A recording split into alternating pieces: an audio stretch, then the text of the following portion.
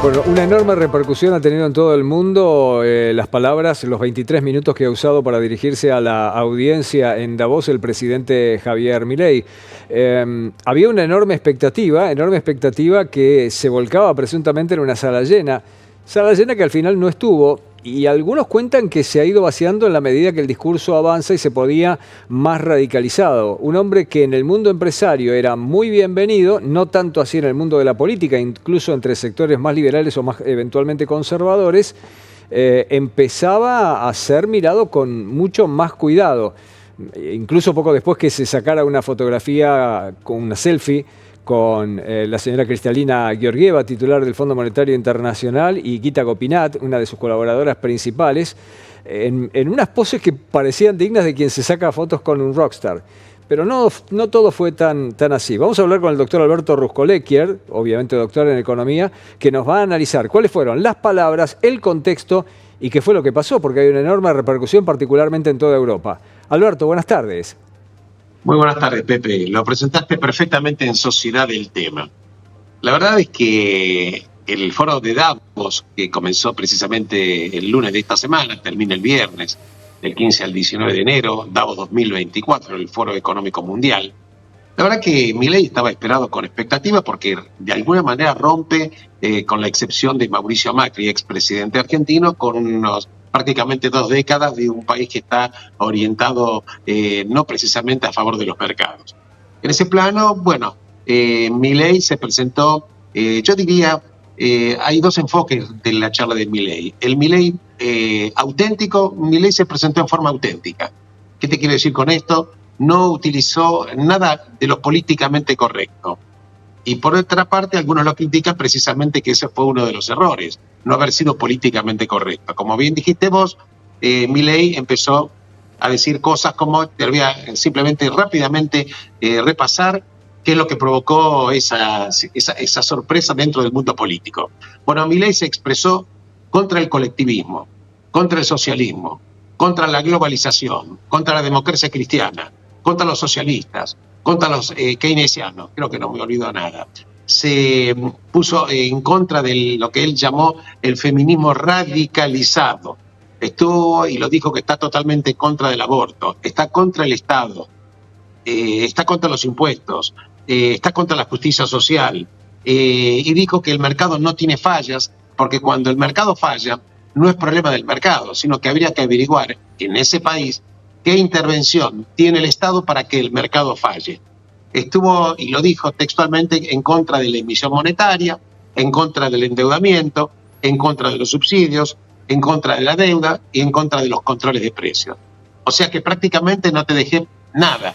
¿Por qué te digo que políticamente causó sorpresa no demasiado agradable? Porque la verdad que dentro del Foro Económico Mundial hay países que sin llegar a que no son colectivistas, pero de alguna manera se sienten un poco representados por doctrinas de centro, doctrinas de democracia social o doctrinas de democracia cristiana. Y la verdad que Milei dijo que esto prácticamente hace que todo este tipo de ideas políticas contribuyan a que Occidente esté en camino a su perdición y que hay que rescatarlo. La verdad que esto provocó una situación enorme en cuanto al hecho, el efecto político que tuvo. Si me preguntás, Pepe, obviamente que él fue auténtico. ¿Qué quiere decir? Él dijo lo que él piensa. Muchísimas de estas cosas lo decía cuando él estaba haciendo campaña, antes de ser elegido como presidente de la Argentina. Desde el punto de vista político, vos ponete a pensar que tuvo situaciones que no cayeron muy bien. Ponete a pensar, por ejemplo, uno de los grandes socios comerciales que tiene la República Argentina es Brasil, cuyo presidente es Lula, que es del Partido Socialista. ¿Correcto? No creo que cayó muy bien este tipo de situaciones, más allá de que Milei se encuentra en una total sintonía política con el expresidente brasilero, que es Jair Bolsonaro, y con Donald Trump. La verdad que también en los encuentros que había en los pasillos en el foro de Davos, no hubo reunión, se ignoró el presidente de España, Pedro Sánchez, con Milei, lo mismo con Gustavo Petro, el presidente de Colombia. Pero veamos un poquitito también el tema. Él dijo que hay que dejarse un poquitito de lado toda la preocupación por el tema del cambio climático, porque que para salir de la pobreza necesitan acceder a los recursos y que no hay que preocuparse demasiado por el cambio climático porque va a imposibilitar este tipo de políticas muy radicalizadas del cambio climático, porque van a estar en contra de que ciertos países que necesitan explotar la riqueza puedan salir de la pobreza. Por supuesto que dijo que el gran salto de la humanidad empezó a partir de la revolución industrial, que sacó enormemente a la gente de la pobreza, y por supuesto que dice que el mecanismo del libre mercado es el único mecanismo posible para que la gente deje de vivir miserablemente. Pero ¿cuáles fueron los ejes fundantes del Foro de Davos? Básicamente fueron 4. El Foro de Davos estaba preocupado por seguridad y cooperación. Cuando digo seguridad, Pepe está preocupado por el tema del desarrollo que puede llegar a tener la guerra de Rusia con Ucrania, que te comento precisamente que hoy el presidente de Francia, Macron, dijo que hay que seguir fabricando y apoyando enormemente a Ucrania porque, y cito textualmente las palabras de Macron, no hay que permitir que Rusia gane. Correcto. Y bueno, entonces la preocupación del Foro de Davos era, como te digo, seguridad, tema de la guerra Rusia-Ucrania, tema de los problemas de Medio Oriente, el tema de cómo se crea crecimiento y empleo, una gran preocupación del Foro de Davos, y evitar, como el Foro de Davos está preocupado, para evitar una década de bajo crecimiento, preocupado también o ocupado por la inteligencia artificial. Dicho sea de paso, vos sabés que la mayor cantidad de las empresas que participan del Foro de Davos dijeron, voceros de estas empresas, que el 70% de las empresas, la mayor área en la cual van a invertir va a ser en inteligencia artificial. Y preocupado también por el tema de cambio climático y de energía, porque pretende el Foro de Davos que hacia el año 2050 haya una descarbonización del planeta. Con respecto a Milei, respecto del cambio climático, no le preocupa, dice que no es un tema para preocuparse. Y respecto del resto, Milei se presentó en forma auténtica y quizás no políticamente correcto. Muchos políticos de muchos países se sintieron no gratamente sorprendidos por este abanico de criticar a todo que prácticamente que no piensa como él. Este es un poquitito de la presentación en sociedad en lo que es el presidente argentino, Javier Milei. Alberto, voy a citar a Luisa Corradini, periodista del Diario de la Nación, que ha hecho una muy buena cobertura allí en directo de lo que está pasando en Suiza.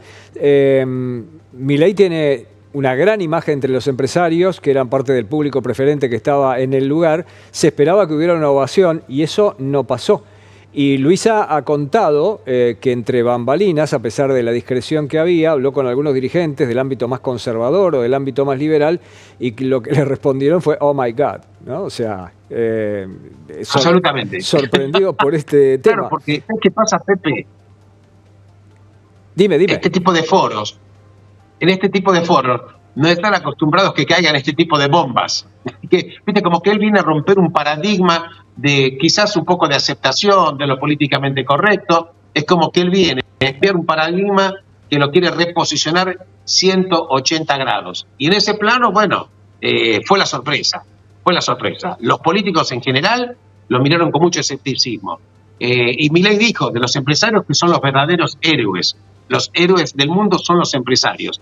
Y cuando los empresarios, muchos se sintieron por un lado halagados, pero bueno, hay que ver cómo va a evolucionar este tipo de declaraciones en un foro mundial de una trascendencia gigantesca, que bueno, Milei, en pocas palabras, prácticamente puro en su manera de pensar, exponiendo incluso temas que van más allá, que no eran del Foro de Davos, el tema del aborto, feminismo radicalizado, este tipo de temas que, bueno, la gente se sintió totalmente sorprendido. Bueno, varios puntos. Primero, vos sabés que esta mañana tuve oportunidad de hablar con Manuel Llamas. Manuel Llamas es uno de los editorialistas que representa a la derecha española en medios tan prestigiosos como Libertad Digital o incluso como Es Radio, un adláter directo de Federico Jiménez Los Santos, uno de los representantes más rancios de la derecha española en materia de editoriales políticos, un hombre de enorme cultura.